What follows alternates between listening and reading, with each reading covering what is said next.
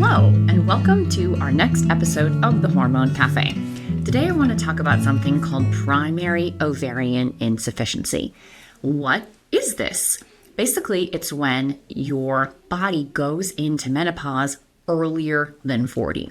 So sometimes it's referred to as premature ovarian failure or premature menopause, but for some reason or another, your ovaries start making hormones much more regularly, and then they stop making hormones entirely. So let me give you an example. I have a couple patients. So I was at an event one time, and someone walked up to me and they said, okay, I have 3 kiddos, and all of a sudden, after my last baby, I stopped getting periods at all. And I feel horrible, and I have hot flashes and night sweats. And I said, okay, that's not normal. You really have to come see me. Because when you're 35 years old, you really should be having periods every single month. And she said, okay, well, I haven't had a period in a couple of years. I said, okay, well, you got to come see me. We're going to check your hormones. So we checked her hormones, and I said, Emily, you're in full-blown menopause. Her estrogen was literally 0. Her testosterone was 0. Her progesterone was 0. Her egg quality was really low. And her brain hormones, so her FSH and her LH, were really high. So as we transition into menopause, our brain hormones will get really high because they're trying really hard to get our ovaries to make as much hormones as possible.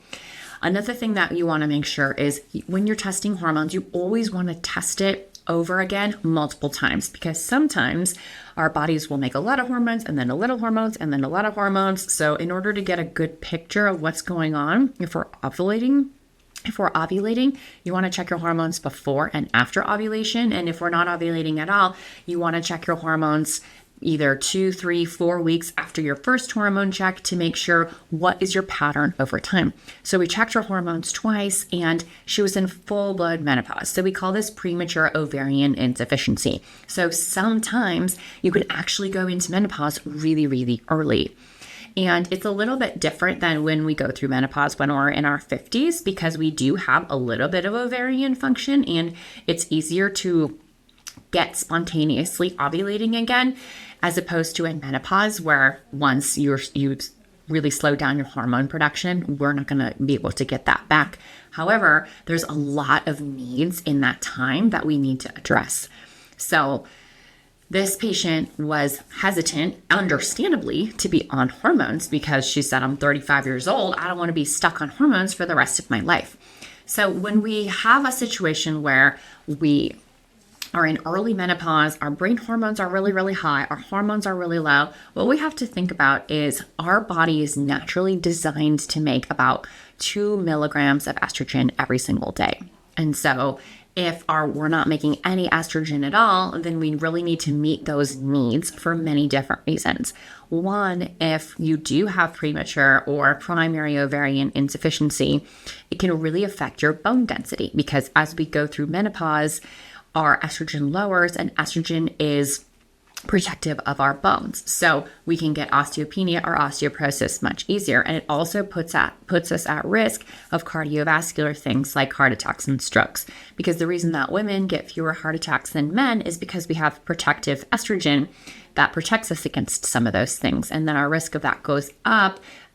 It can go up as we go through menopause. So if you're going through menopause early, then we actually do need to give you the estrogen that your body's used to seeing to rejuvenate all of our cells. Because estrogen, number 1, it's anti-inflammatory, but 2, it literally grows cells and grows new blood vessels. And we have estrogen receptors on cells all over our bodies. So if we have really low estrogen, we're going to age more quickly because we don't have that blood flow and that nourishment needed to literally rejuvenate all the different cells of our body.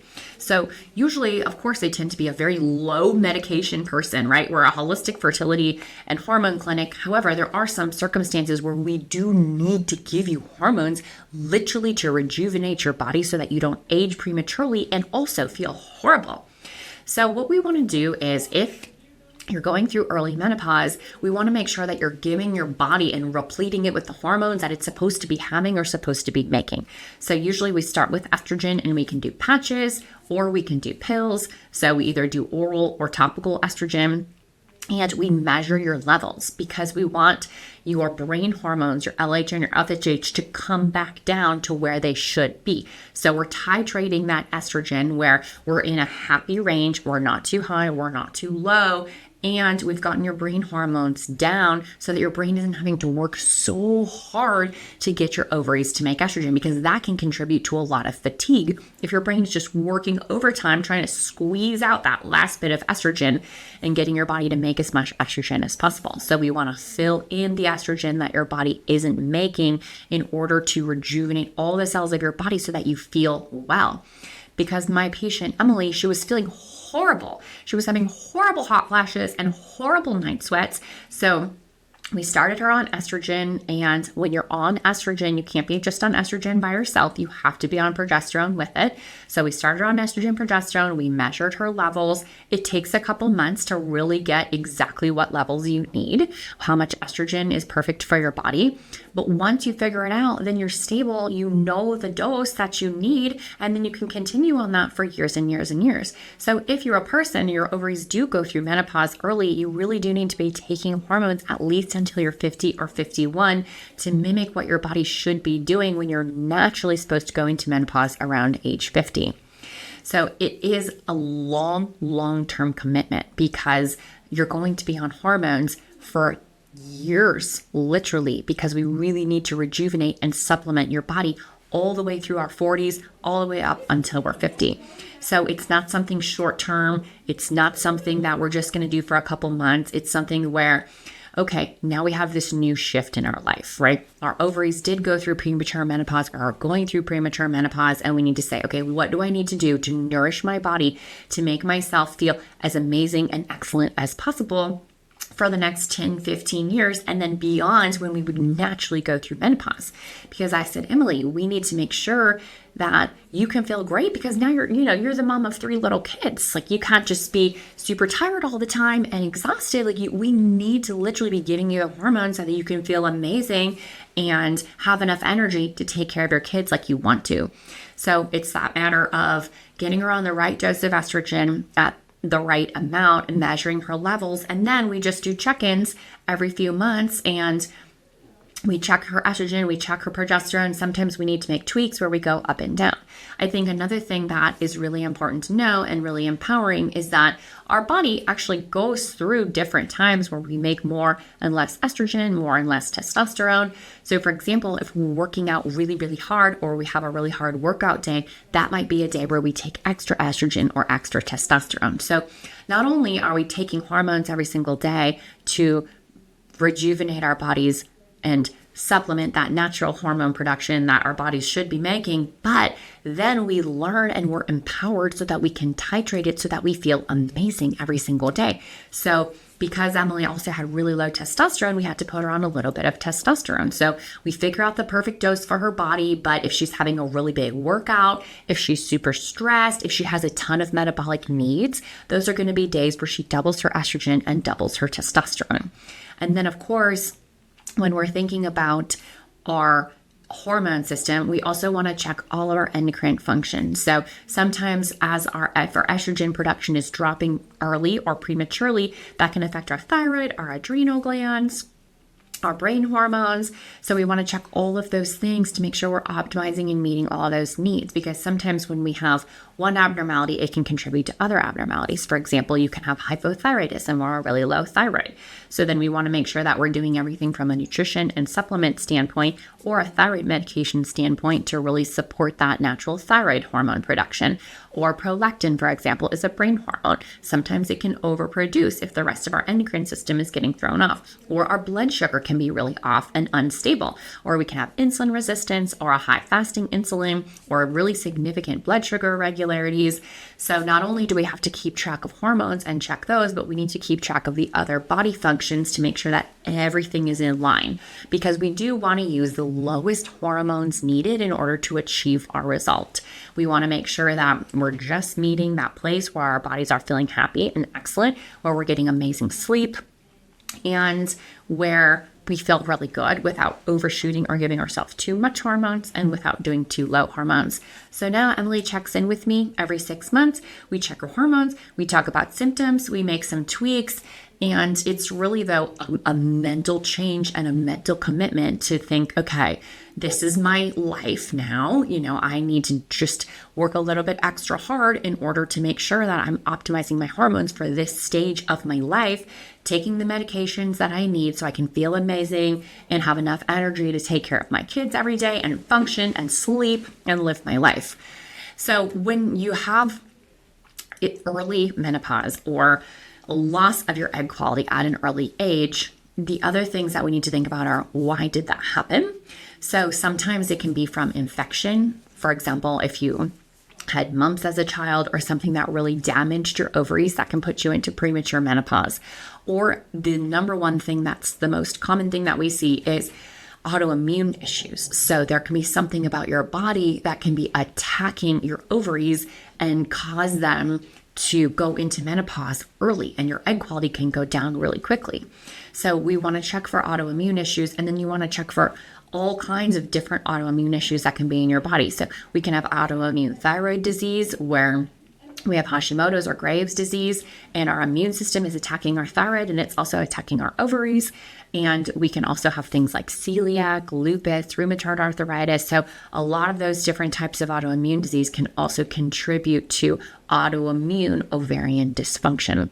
The other thing we want to check for is genetics. Sometimes premature ovarian insufficiency can be related to genetics, and it can be passed on, usually some through the X chromosome, for example. And so in this patient, she said, okay, well, I have 3 girls. I really want to know if I have a genetic disorder, because that'll be important for me to know if I'm going to pass that on to my children or not. So those are things that we can test for. Sometimes we don't know. Sometimes it's genetic. Sometimes we don't know why your ovaries went into menopause early. Sometimes it can be anatomic, and you're just born without an appropriate blood flow to your ovaries, or you were born without the blood vessels needed to fully fuel and bring blood flow to your ovaries. Sometimes I see that in surgery. For example, we'll go in and do endometriosis surgery, and I notice that people don't have good ovarian blood flow, or they don't have the proper vessels to feed their ovaries, in which case, if their ovaries aren't getting really good blood flow, then they'll decrease in function over time. So there can be anatomic issues. There can be autoimmune issues, genetic issues, metabolic issues. So we want to check all those different things and see, is there a reason why you went into premature ovarian failure, and what can we do about that? So if you're a person where you're going long periods of time without having any period at all, we really want to check your hormones and see where you are in that ovarian, menopausal, premenopausal spectrum. Because if you are going through menopause early, there's a lot of things that we need to do to enhance your body and make sure that you feel great. The other thing is we want to make sure we check your bone density and do something called a DEXA scan, because you can have bone density issues if you've had a really long time where you haven't been making estrogen. And we also want to check things like your omegas and your lipids to make sure that your heart's healthy. We also want to pay attention to your vaginal health, because if you've also been going with no estrogen for a really long period of time, it can cause a ton of vaginal dryness, and that can cause sexual dysfunction. That can cause an overgrowth of your vaginal microbiome.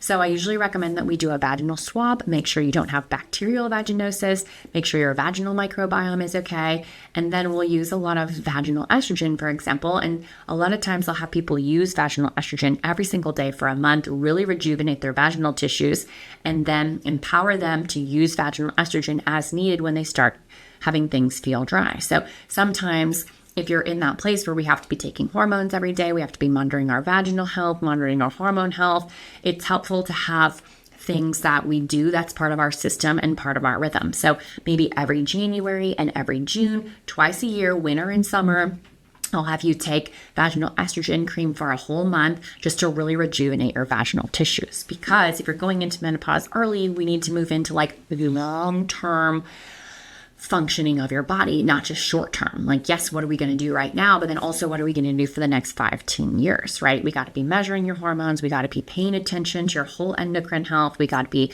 paying attention to your metabolic health, because your metabolism can really slow down if you're going into menopause early. So sometimes it takes a little more work to keep our metabolism straight. We need to be paying attention to our vaginal health. And then once we have everything straightened out, we need to get into a rhythm, okay? A rhythm of getting our vaginal health checked, a rhythm of taking vaginal estrogen, a rhythm of getting our hormones checked, and just knowing that that's going to be part of our new rhythm of our life.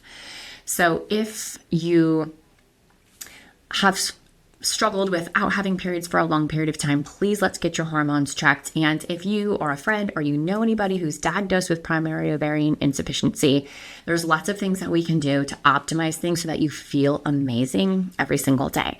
And then we can check, for example, if you have autoimmune issues that we need to work and focus on inflammation. The other thing that we think about is if you're in premature ovarian insufficiency and you want to get pregnant, about 5 to 10% of people in that state can go back to ovulating regularly. And so we can do as much as possible to get you ovulating again. So usually that requires that you take a certain amount of estrogen, and you probably have to be taking ovulation medication. So it's not impossible to get you ovulating and having regular cycles again, but we just have to work a lot harder. Instead of letting your body take over its natural production, a lot of times we're going to have to do some medication in order to rejuvenate your ovaries as much as possible, get them to function as best as we possibly can, and get them ovulating. So that's probably going to require taking some hormones, so a bioidentical hormone, so taking estrogen and progesterone and testosterone if necessary, and taking ovulation medication and titrating that ovulation medication to make sure we're meeting your goals. So every time you take ovulation medication, you want to measure that cycle and make sure you're taking hormones in the proper amounts and then it's meeting your goals. For example, if you take ovulation medication and you don't ovulate, then we need to change the medication, the dose, the timing for the very next cycle. So every cycle, we want to make sure you're on the right dose. And sometimes if your ovaries aren't naturally functioning that well, we have to give you a higher dose to make sure that we can have them function as best as possible. Or we might have to do something called estrogen priming, where we give estrogen for about 3 months just to really rejuvenate your ovarian function and get your ovaries as healthy and functioning and get as much blood flow to them as possible, and then start ovulation medication, because ovulation medication will work best on a background of a healthy hormone profile. So if we have really, really low egg quality, we're going through premature menopause and we're trying to get pregnant, we just have to work really hard every single cycle in order to make sure that we're getting the absolute maximum function out of our bodies as we can without stressing out our bodies, and while we can still feel amazing. So that usually looks like taking some bioidentical hormones, doing ovulation medication, and then also working on blood flow. So we want to make sure we're not anemic, because if you have low blood counts, you're not going to have great blood flow to your ovaries. And sometimes that will require doing things like pelvic floor physical therapy, making sure we're exercising, really optimizing that blood flow to our uterus and our ovaries. Things like vitamin E can really help improve that blood flow, for example. And then we have to look at inflammation, because if there's an inflammatory component, we want to make sure that the healthy parts of our immune system are boosted and the unhealthy parts of our immune system are brought down so that our immune system isn't attacking our ovaries. So we have to kind of optimize all those different things if we're trying to get pregnant and our ovaries aren't functioning as well as we want them to be functioning, so that we can have ovulation every month, feel great every single month, and really make sure that we're getting great blood flow and decreasing inflammation as much as possible. So it's a really tough diagnosis to have if your ovaries aren't functioning as well as they should be at your age, but it's not a death sentence. There's lots of things that we can do. Yes, you're going to have to try a lot harder than your friends. Sometimes it seems really, really unfair when we have a friend who doesn't eat well, they don't work out, they have an amazing egg quality, they have regular cycles, they have no problem getting pregnant. It just seems really unfair, right? But that's just not us. That's not our body. The whole point is not to let it debilitate or stress you out. The whole point is to just learn about your body, learn what it needs, and learn how to nourish it. And maybe it requires a little bit more work than other people. Maybe we have to take a few more medications. Maybe we have to get a few more blood draws than our friends or people of our age. But you know what? Everyone has a different story. Everyone has a different journey. Just don't compare yourself to anybody else. Just focus on your story, your journey, what your body needs, and what you need to be doing so that you feel amazing every day, no matter what curveballs are thrown at you, and that we're optimizing your egg quality and your hormone production as much as we possibly can, preventing bone density loss, protecting our cardiovascular health, and making sure we can live as long as possible, ovulate regularly if that's part of our program, and feel great every single day. So if you're worried about your hormones, if you've gone a long period of time without having a period, if you're worried that you're going into early menopause, you're getting early hot flashes or night sweats or insomnia or some of those menopausal symptoms in our 30s or 40s, please come get checked out. There's lots of things that we can do to optimize you so that you feel great and you can have regular cycles and ovulate as much as possible. Thank you so much for joining me on this episode of the Hormone Cafe.